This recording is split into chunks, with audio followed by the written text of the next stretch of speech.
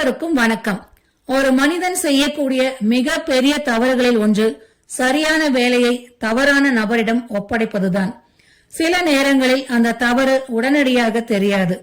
ஆனால் அதன் விளைவுகள் வெளிப்படும் போது பல ஆண்டுகளாக சேர்த்த உழைப்பும் நம்பிக்கையும் கனவுகளும் ஒரு கணத்தில் சிதறி போய்விடும். இப்பொழுது நீங்கள் பார்க்க இருக்கும் கதை ஒரு தோட்டக்காரனை பற்றியது. அவர் செய்த ஒரு சிறிய தவறு அவருக்கு மிக பெரிய வாழ்க்கை பாடமாக மாறியது. கதைக்குள் செல்வதற்கு முன்பாக எங்கள் சேனலை சப்ஸ்கிரைப் செய்து பெல் பட்டனை அழுத்துங்கள். எங்கள் கதைகள் உடனுக்குடன் உங்களை வந்து சேரும். வாருங்கள், கதைக்குள் செல்வோம். பல ஆண்டுகளுக்கு முன்பு மலையும் காடும் சூழ்ந்த ஒரு அழகிய கிராமம் இருந்தது. அந்த கிராமத்தின் எல்லையில் பறந்து விரிந்த ஒரு பெரிய தோட்டம் இருந்தது. அந்த தோட்டத்தை பார்த்தவர்கள் அனைவரும் ஆச்சரியப்படுவார்கள். ஏனென்றால் அது சாதாரண தோட்டம் அல்ல.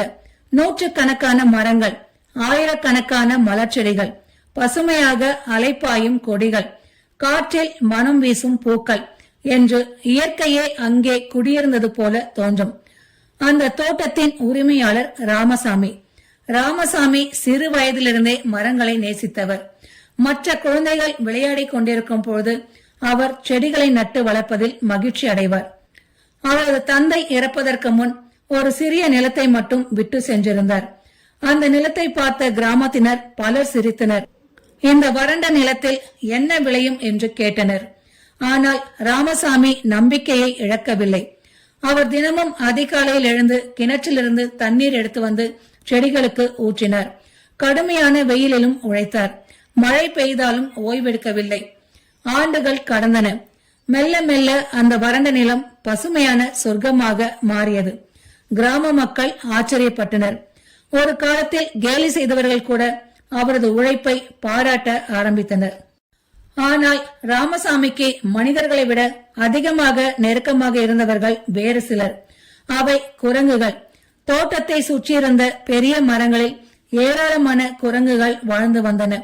ஆரம்பத்தில் அவை பழங்களை திருடி ராமசாமிக்கு தொல்லை கொடுத்தன. ஆனால் காலப்போக்கில் அவை அவருடன் பழகிவிட்டன. ராமசாமியும் அவற்றை வெறுக்கவில்லை. சில சமயங்களில் பழங்களை கொடுத்தார். சில நேரங்களில் அவற்றுடன் பேசிக் கொண்டிருப்பார். அந்த குரங்குகளும் அவரை பார்த்தால் மகிழ்ச்சியுடன் கத்தும். இவ்வாறு பல ஆண்டுகள் சென்றன. ஒரு நாள் எதிர்பாராத செய்தி வந்தது. ராமசாமியின் அண்ணன் உடல்நலக் குறைவால் மிகவும் மோசமான நிலையில் இருப்பதாக தகவல் வந்தது. அவர் உடனடியாக அடுத்த ஊருக்கு புறப்பட வேண்டியிருந்தது. ஆனால் ஒரு பிரச்சனை. அவரது தோட்டத்தை யார் கவனிப்பது? அந்த நாட்களில் வேலைக்காரர்கள் அனைவரும் அறுவடை பணிக்காக வேறு ஊர்களுக்கு சென்றிருந்தனர். அருகில் நம்பகமான யாரும் இல்லை. அப்போது அவரது பார்வை குரங்குகள் மீது விழுந்தது. இவை என்னுடன் இத்தனை ஆண்டுகளாக இருக்கின்றன. நான் செய்வதை தினமும் பார்த்திருக்கின்றன. சில நாட்களுக்கு இவைகளால் தோட்டத்தை கவனிக்க முடியும் என்று நினைத்தார். அவர் குரங்குகளின் தலைவனை அழைத்தார். அது ஒரு வயதான குரங்கு. மற்ற குரங்குகள் அனைத்தும் அதற்கு கீழ்ப்படிந்தன. நான் சில நாட்கள் வெளியூருக்கு செல்கிறேன். நான் திரும்பி வரும் வரை இந்த செடிகளுக்கு தண்ணீர் ஊற்ற வேண்டும் என்றார். குரங்குகள் மகிழ்ச்சியில் துள்ளின. முதன்முறையாக அவற்றுக்கு ஒரு பெரிய பொறுப்பு கிடைத்திருந்தது. கவலைப்படாதீர்கள், நாங்கள் பார்த்துக் கொள்கிறோம் என்றது தலைவன். புறப்படுவதற்கு முன் ஒரு இளம் குரங்கு கேட்டது, எந்த செடிக்கு எவ்வளவு தண்ணீர் ஊத்த வேண்டும் என்று. ராமசாமி அவசரத்தில் இருந்தார்.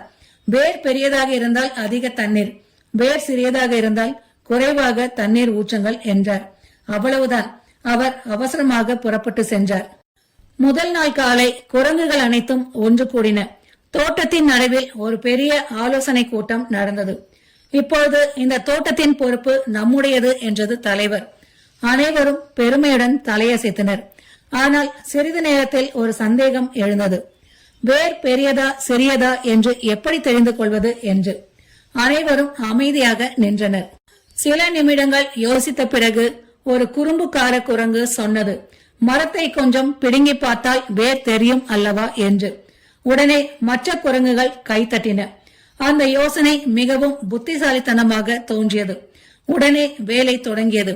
முதல் செடியை பிடுங்கினார்கள். வேரை பார்த்தார்கள். பெரிய வேர். உடனே அதை மீண்டும் நட்டு அதிக தண்ணீர் ஊற்றினார்கள்.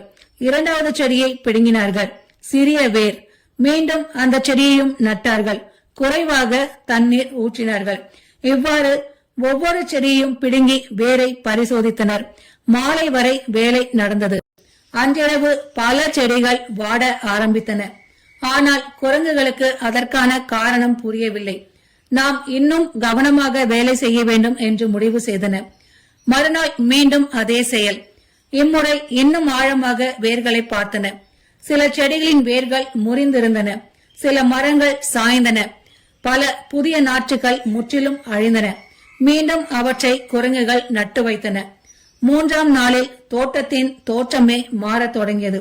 முன்பு பசுமையாக இருந்த இடங்கள் வெறுமையாக தெரிந்தன. மலர்கள் உதிர்ந்தன. இலைகள் சுருங்கின. ஆனால் குரங்குகள் அதை வெயிலின் காரணம் என்று நினைத்தன. நான்காம் நாள் ஒரு வயதான கிளி அந்த தோட்டத்தின் மேல் பறந்து வந்தது. அது பல ஆண்டுகளாக அங்கே வாழ்ந்து வந்தது. தோட்டத்தின் நிலையை பார்த்ததும் அதிர்ச்சி அடைந்தது. நீங்கள் என்ன செய்து கொண்டிருக்கிறீர்கள் என்று கேட்டது. குரங்குகள் பெருமையாக தங்கள் வேலையை விளக்கின. அதை கேட்ட கிளி சிரிக்கவும் முடியவில்லை, அழவும் முடியவில்லை. மரத்தை பிடுங்கினால் அது எப்படி உயிருடன் இருக்கும் என்று கேட்டது. ஆனால் குரங்குகள் அதை நம்பவில்லை. உனக்கு என்ன தெரியும், தோட்டக்காரர் சொன்னபடியே செய்கிறோம் என்றன. கிளி தலையசைத்து பறந்து போனது. ஐந்தாம் நாள் தோட்டம் முழுவதும் சோகமாக காட்சியளித்தது. பசுமை குறைந்திருந்தது. வாடிய இலைகள் தரையில் குவிந்திருந்தன. பல செடிகள் உயிரிழந்திருந்தன. அந்த நேரத்தில் ராமசாமி தனது பயணத்தை முடித்துவிட்டு திரும்பிக் கொண்டிருந்தார். தொலைவில் இருந்தே ஏதோ தவறாக இருப்பதை உணர்ந்தார். வழக்கமாக அந்த பகுதியில் பசுமை தெரியும். ஆனால் இப்பொழுது வெறுமை. அவர் வேகமாக நடந்தார். தோட்டத்தின் வாசலை கடந்து உள்ளே நுழைந்தார். அவர் கண்ட காட்சி அவரை அதிர்ச்சியில் உறைய வைத்தது. பல ஆண்டுகளாக உழைத்து வளர்த்த மரங்கள் வேரோடு பிடுங்கப்பட்டிருந்தன. நாற்றுக்கள் காய்ந்து கிடந்தன. மலர் செடிகள் அழிந்திருந்தன. சில மரங்கள் உயிர் தப்புவதற்காக போராடி கொண்டிருந்தன. அவரது கண்களில் கண்ணீர் வந்தது. பல வருட உழைப்பு சில நாட்களில் அழிந்துவிட்டது. அவர் கோபத்துடன் குரங்குகளை அழைத்தார். ஏன் இப்படி செய்தீர்கள் என்று கேட்டார். குரங்குகள் ஆச்சரியப்பட்டன. நாங்கள் உங்கள் கட்டளையைத்தானே பின்பற்றினோம் என்றன. அவை நடந்ததையெல்லாம் விவரமாக சொல்லின. அதை கேட்ட ராமசாமி அமைதியாக நின்றார். குரங்குகள் தவறு செய்திருந்தாலும் உண்மையான தவறு தன்னுடையது என்பதை அவர் உணர்ந்தார். அவற்றுக்கு பொறுப்பை கொடுப்பதற்கு முன் அவற்றின் திறமையை பற்றி சிந்திக்கவில்லை.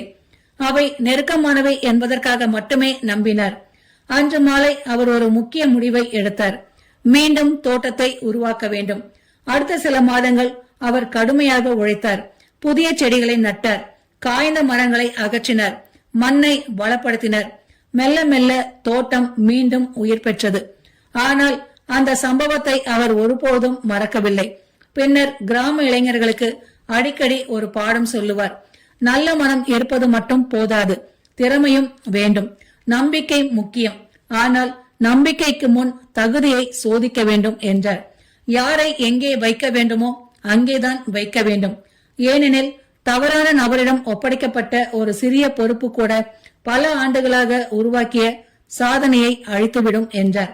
அந்த பாடம் இன்று வரை உண்மையாகவே இருக்கிறது. குடும்பமாக இருந்தாலும், தொழிலாக இருந்தாலும், நட்பாக இருந்தாலும், நிர்வாகமாக இருந்தாலும் பொறுப்பை கொடுப்பதற்கு முன் ஒரு கேள்வி மட்டும் கேளுங்கள். இந்த வேலையை செய்ய அவருக்கு உண்மையிலேயே தகுதி இருக்கிறதா என்று. அந்த ஒரு கேள்வியே பல பிரச்சனைகளை தடுக்க கூடியது. அன்பு, நட்பு, நெருக்கம் ஆகியவை முக்கியம். ஆனால் பொறுப்பை ஒப்படைக்கும் பொழுது தகுதி, திறமை, பக்குவம் ஆகியவையே முக்கியம். யாரை எங்கே வைக்க வேண்டுமோ அங்கேதான் வைக்க வேண்டும். இல்லையெனில் ஒரு தோட்டம் மட்டுமல்ல, ஒரு வாழ்க்கையே சிதைந்து போகலாம். இந்த கதை உங்களுக்கு பிடித்திருந்தால் லைக் செய்து நண்பர்களோடு ஷேர் செய்யுங்கள். மீண்டும் இது போன்ற சுவாரஸ்யமான கதையோடு உங்களை சந்திக்கின்றேன். நன்றி.